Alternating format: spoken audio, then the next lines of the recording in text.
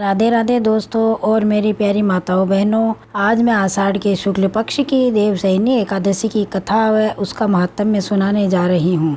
दोस्तों, इसके बाद मैं गीता की महिमा के बारे में तथा गीता जी के नित्य पठनीय 5 श्लोकों का वर्णन करने वाली हूँ। प्लीज़ वीडियो एंड तक देखें ताकि आप गीता की महिमा के बारे में भी जान सके। जय श्री कृष्णा।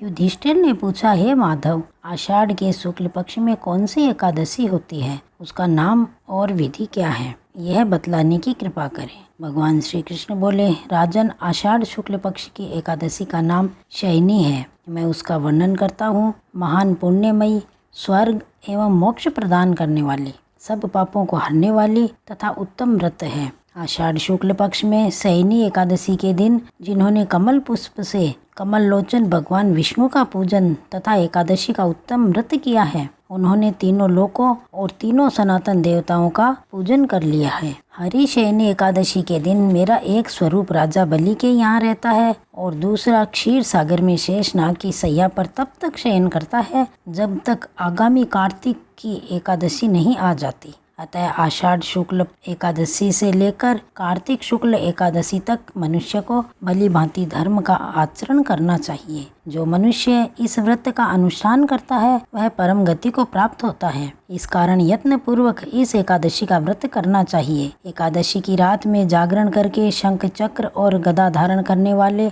भगवान विष्णु की भक्ति पूर्वक पूजा करनी चाहिए। ऐसा करने वाले पुरुष के पुण्य की गणना करने में चतुर्भुज ब्रह्मा जी भी असमर्थ हैं। राजन, जो इस प्रकार भोग और मोक्ष प्रदान करने वाले सर्व पापहारी एकादशी के उत्तम व्रत का पालन करता है, वह जाति का चांडाल होने पर भी संसार में सदा मेरा प्रिय होता है। जो मनुष्य दीपदान, पलाश के पत्ते पर भोजन और व्रत करते हुए चौमासा व्यतीत करते हैं, वे मेरे प्रिय हैं। चौमासे में भगवान विष्णु सोए रहते हैं, इसीलिए मनुष्य को भूमि पर शयन करना चाहिए। सावन में साग, भादों में दही दूध और कार्तिक में दाल का त्याग कर देना चाहिए। अथवा जो चौमासे में ब्रह्मचर्य का पालन करता है वह परम गति को प्राप्त होता है। राजन, एकादशी के व्रत से ही मनुष्य सब पापों से मुक्त हो जाता है, अतः सदा इसका व्रत करना चाहिए, कभी भूलना नहीं चाहिए। शयनी और बोधिनी के बीच में जो एक कृष्ण पक्ष की एकादशियां होती है, गृहस्थ के लिए वे ही व्रत कर रखने योग्य हैं। अन्य मासों की कृष्ण पक्षी एकादशी गृहस्थ के रखने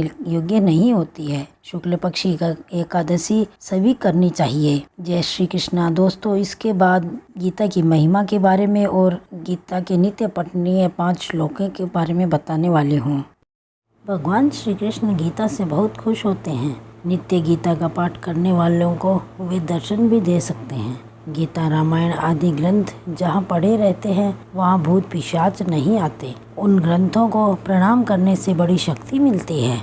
वराह पुराण के अनुसार एक व्यक्ति ने पूछा कि मनुष्य को कम से कम कितना साधन करना चाहिए। मैंने कहा कि कम से कम मनुष्य को इतना तो करना ही चाहिए कि अभी जहाँ वो है वहाँ से नीचे नहीं गिरे। जैसा कि अभी हमें मनुष्य शरीर प्राप्त है तो कम से कम मरने के बाद मनुष्य शरीर ही मिले। इसके लिए यही एक उपाय है कि प्रतिदिन गीता का पाठ करें। कारण है कि प्रतिदिन गीता का पाठ करने वाला व्यक्ति मृत्यु के बाद मनुष्य शरीर ही प्राप्त करता है, यह निश्चित है। इसलिए प्रत्येक व्यक्ति को प्रतिदिन कम से कम निम्न 5 श्लोकों का पाठ तो अवश्य कर ही लेना चाहिए।